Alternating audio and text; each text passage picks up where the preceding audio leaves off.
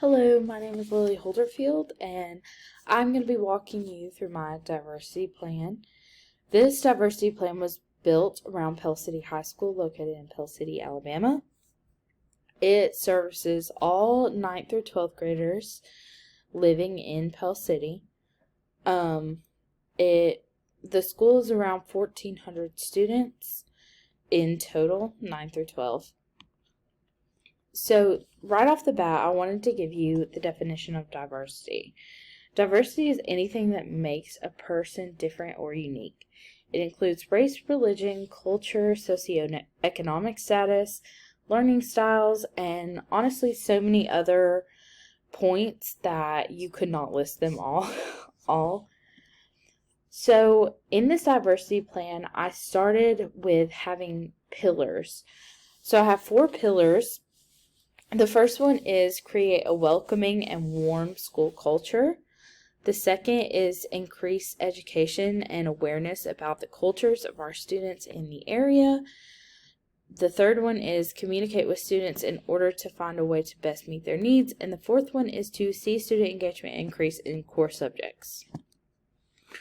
So for Pell City, out of the 1,400 students, 81% are white, 5% are Hispanic, and 15% are Black or African American.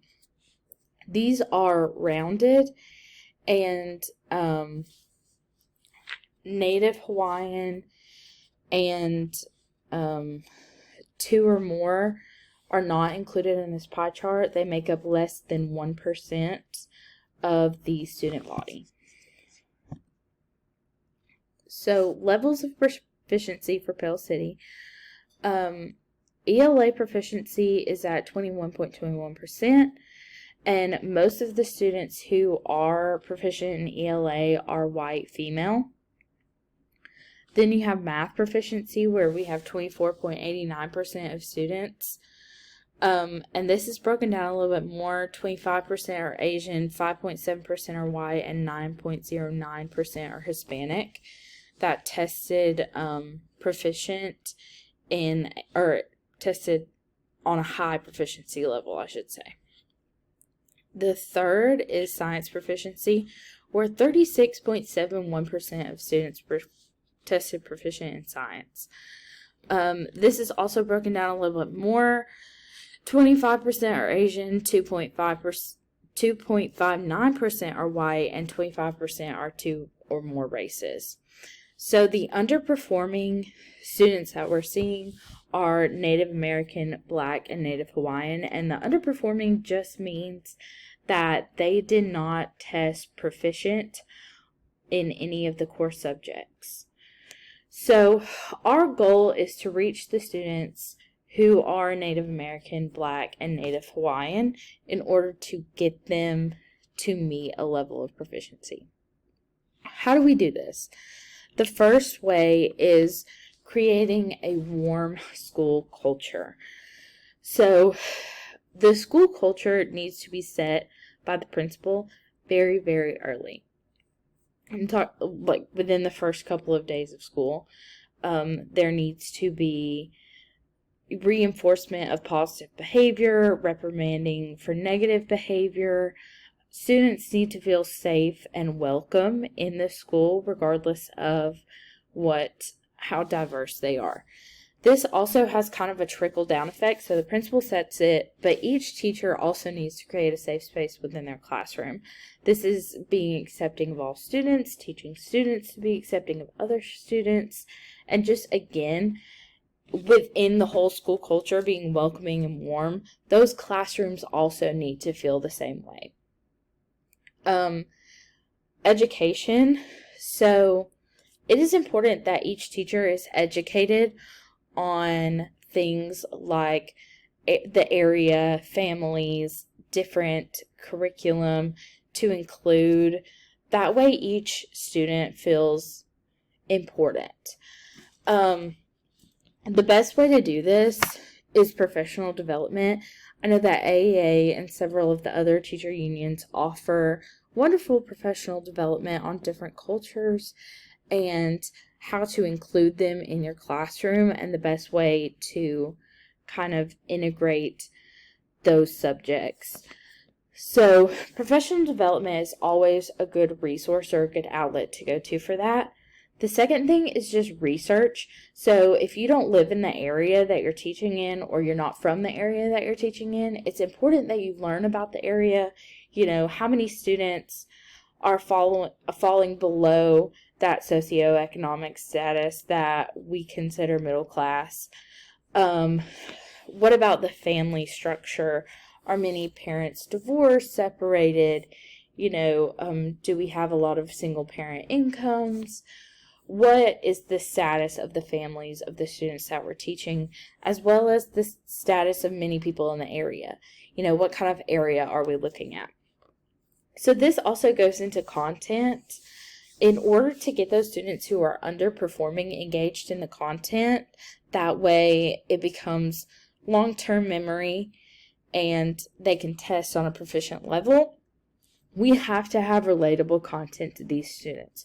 So it's important that we're not just teaching the basic, if I were to look at ELA, we're not teaching the basic literary canon of Shakespeare and Charles Dickens and Edgar Allan Poe. While those things are really interesting to some, they're not interesting to others because it's not a representation of who they are or what they've grown up with. It's important that we include, African American lit, pull some Native Hawaiian lit to try and get those Native Hawaiian students engaged, or the same with Hispanic students.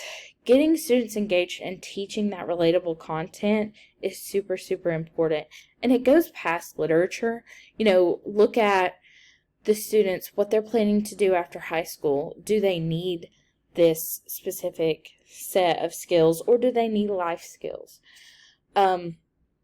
Also, learning styles, learning about your students, how they learn is extremely important in creating a positive culture. So the next step is communication.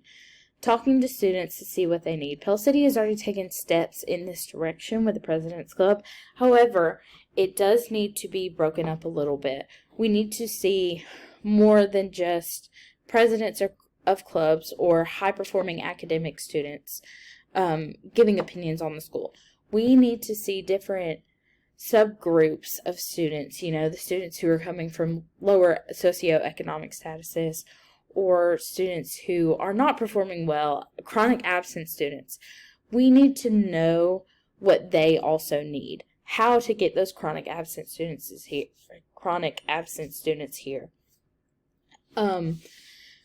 Anything that they need, there needs to be open communication. So then admin takes the student's request into consideration.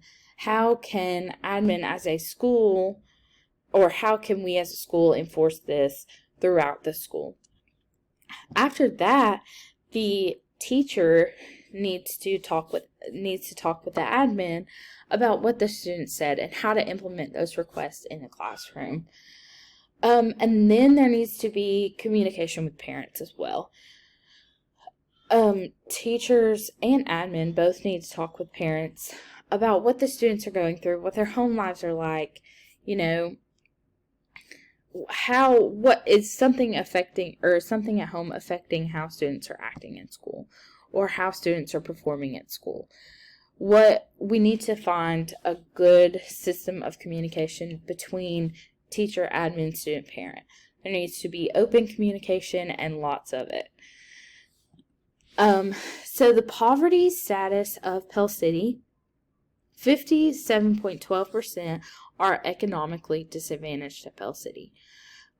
So one thing we notice is that students either come from very, very wealthy families or families who are living in poverty. There are not many middle-class families. Few and far between, honestly. So we're seeing that high, or kind of low. Many of the students at Pell City are actually living through situational poverty, coming from loss of income, whether that be a separation or divorce, and now the students are going between mother and father, and the households have become single income households, or loss of job. whether that be to disability or, the economic standpoint at the time. Many of these students are coming from a single income household in which they are living in situational poverty, not generational poverty. So how can you help Pell City and the students and teachers in Pell City? So the main thing is, and this is more of a teacher aspect, is pour into the students.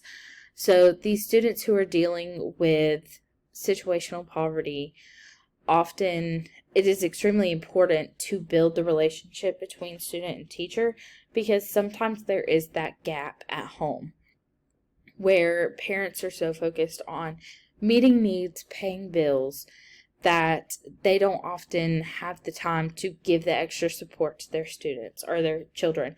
So it's important that teachers give that to the students. So how do we help teachers with this? We need to support the teachers. Teachers need support in order to build relationships with students. A lot of times, one very common saying is students need a Maslow before they can bloom. Teachers need help getting the resources to meet the needs of the students, whether that be snacks, deodorant, shampoo, clothes. There needs to be help with that.